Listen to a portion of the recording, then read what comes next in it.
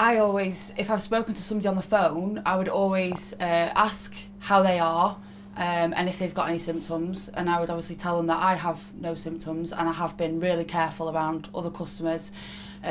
Make sure you stay in a different room. I'll do my work. I'll make sure that I've got everything on to protect myself as as much as possible, and I'll make sure I clean everything after I've finished. There's not really much else you could say, I suppose, is there really, other than I'll be really cautious and I'm fine. I'm actually okay. What you like? And we created like a little questionnaire. I think one appeared online, and we took a few questions off that and made a zone. And we did that right up until the day of going. So when we booked the job in a week before, we'd ask the same questions. And then the day we were going on, the day before, Amy would ring up and say, "How are you? Any symptoms? Blah blah blah blah." And the same again. Is there another room in the house you can work? Like you said, what I was doing is going in with all the PPE stuff on. If it was just a bit of maintenance or something where you were only working for 2 or 3 hours, I used to ring the customer up and ask if they'd got any symptoms or they were isolating or anything. And then I would always say, if it's a boiler, let's say, I'd say, "Can you move everything that yours out of the way?" I'd go in and I'd squirt it, I'd wipe it all down, I'd do my job, I'd squirt it all again, and then I'd leave, and I'd be wiping things and we're going even the door handle. And I was finding that a lot of forums were saying, Andy's really good and he's really thorough and he's obviously wants to look after us. Well, I want to look after you, I want to look after me, and I want to look after my family and the next customer. Yeah.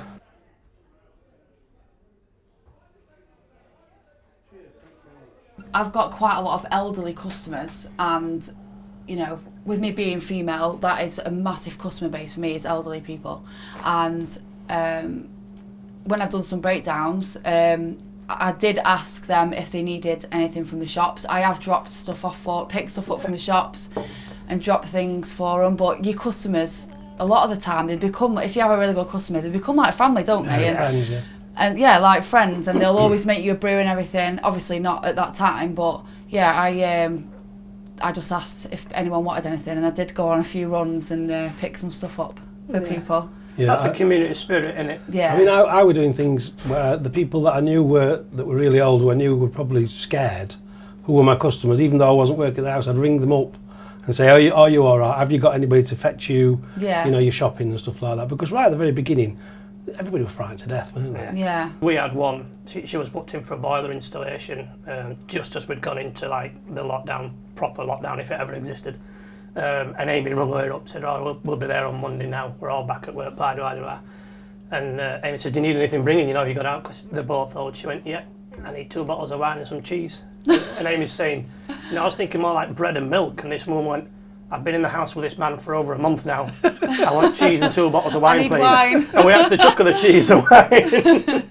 She was chuffed a bit, she absolutely chuffed a bit with it. Aww.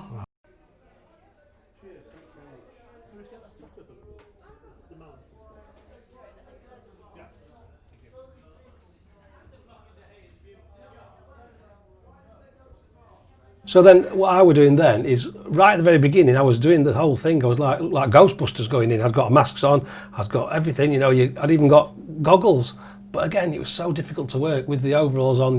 And then when I'd finished that job, I would take the overshoes off and everything, throw it in a bag in the back of my van, and then dump it all at the end of the day. Well, if you're going in 4 or 5 jobs a day, it becomes quite expensive. And then it's sort of, keep up with. You've obviously got to, it's part of the job. You've got to pass that cost on somewhere, haven't you? Yeah. But again, I then went down to sort of having just overshoes, the overshoe things. The blue ones. Yeah. But they're not great. But again, what I was thinking is that if I'm walking on your carpet, I could have walked somewhere else, or I've got my gloves on if I'm touching anything. I've got my sanitizer, I've got my spray, I've got loads of that blue paper to wipe everything down. And I was trying to go overboard to help the customer feel safe. I mean, a lot of the stuff we've already got on the van anyway. Yeah. We've all got shoe covers. I wear gloves anyway all the time. I don't particularly like wearing gloves, but I don't like, because I do a lot of installing, I don't like, sort of fluxing and stuff like that without gloves on anyway. Yeah. So I've always got gloves on the van. Yeah. I've usually got like the white suits in the van and stuff like that. We've got a couple of the white suits, but they're just for emergencies only. During this, I haven't worn one of them. No, I haven't. It's been gloves and masks. We have had one where we wore a full face mask, Yeah. But she's very, or she is rather very high on the spectrum when they did that thing of where you are. Yeah. She's up there and got a lot of things wrong with her, so to put her at ease, there was only me went into the house, and I went through the back door into the kitchen, but I had my full face mask on, the respirator and the gloves, and the only thing I touched was the boiler. She left the door open, she shut the door into the kitchen to the house, so... She said you were better looking when you had that mask on. So that's what the wife says that as well.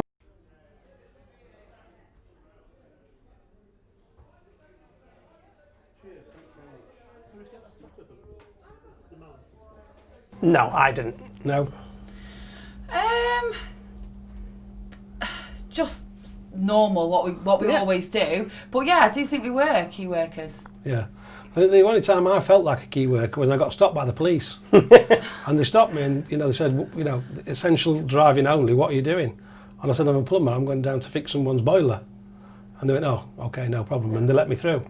And then that's when I sort of thought to myself, there are other people behind me, and I was thinking, I wonder, well, they all work for the NHS or supermarket or whatever.